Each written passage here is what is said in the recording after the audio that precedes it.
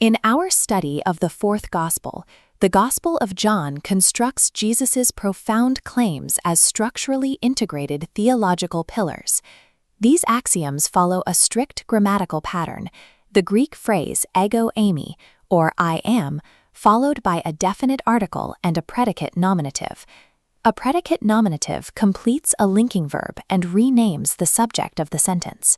In the fourth gospel, exactly 7 iterations meet this specific rule: the bread of life, the light of the world, the gate, the good shepherd, the resurrection and the life, the true vine, and the way, truth, and life. The Johannine formula pairs a supernatural sign with a theological sermon to produce a typological fulfillment. Deconstructing this formula reveals how the text maps Jesus into 3 specific systematic categories: Savior, Revealer, and Bestower of life. This exegetical architecture identifies John's Jesus as an architect of divine identity, moving beyond the role of a traditional moral teacher. In chapter 6, Jesus crosses the Sea of Galilee shortly before the Passover. He executes the sign component of the formula by multiplying 5 barley loaves and 2 fish to feed a crowd of thousands. The crowd focuses on the physical provision, missing the spiritual data of the sign and demanding continuous earthly food. Jesus delivers the sermon component in the Capernaum synagogue, pivoting from the physical miracle to the claim, "I am the bread of life."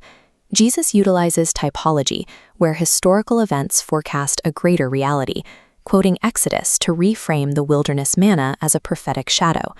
While God provided manna as a shadow, Jesus identifies his own flesh as the true, life-giving reality fulfilling it. This text sparked a Christological debate during the Radical Reformation, when Menno Simons argued that Jesus possessed literal heavenly flesh.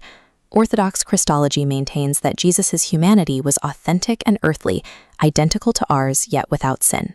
This first sign and sermon pairing defines Jesus as the eternal bestower of life. To understand the light of the world discourse, we must first navigate a textual critical anomaly located between chapters 7 and 8. The pericope adulterae, the account of the woman caught in adultery, is absent from the oldest and most reliable ancient manuscripts of this gospel.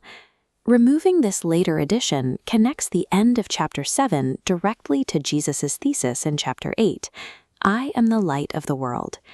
In this sequence, the theological sermon precedes the validating sign, though the underlying formula remains intact.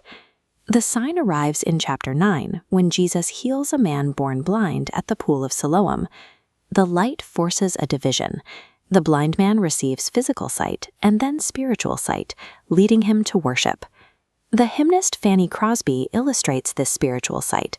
Despite her physical blindness, her work demonstrated a clear theological vision of Christ. Conversely, the light blinds the Pharisees, who claim to see while rejecting the revelation, resulting in a judgment of remaining guilt. The light of the world functions as a separator, distinguishing between those who recognize their spiritual need and those who insist on their own sight. Chapter 10 shifts to the agrarian imagery of the Near Eastern sheepfold.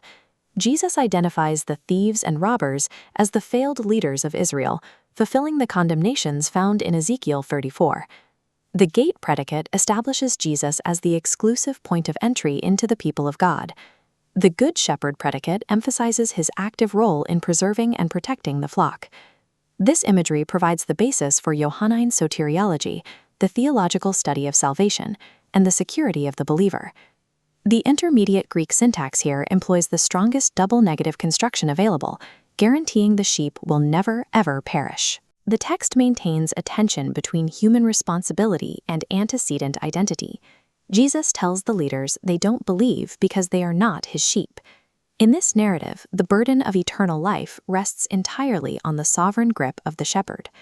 We can now examine the systematic theological function of these 7 sayings as a unified whole.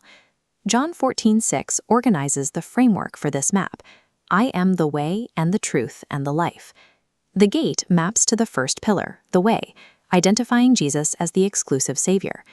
The light maps to the second pillar, the truth, acting as the ultimate revealer that forces a division. The third pillar, the life, includes the bread as the sustainer of spiritual vitality. The shepherd also slots here, representing the sovereign preserver of that life.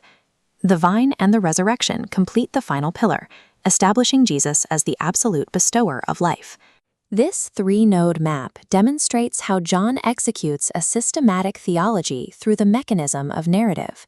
This textual architecture indicates that the Jesus of the fourth gospel is making claims far beyond those of a moral philosopher.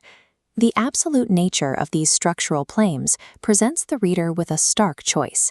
Ultimately, John's fusion of the physical sign and the theological sermon demands a strict binary reaction: absolute theological rejection or total submission.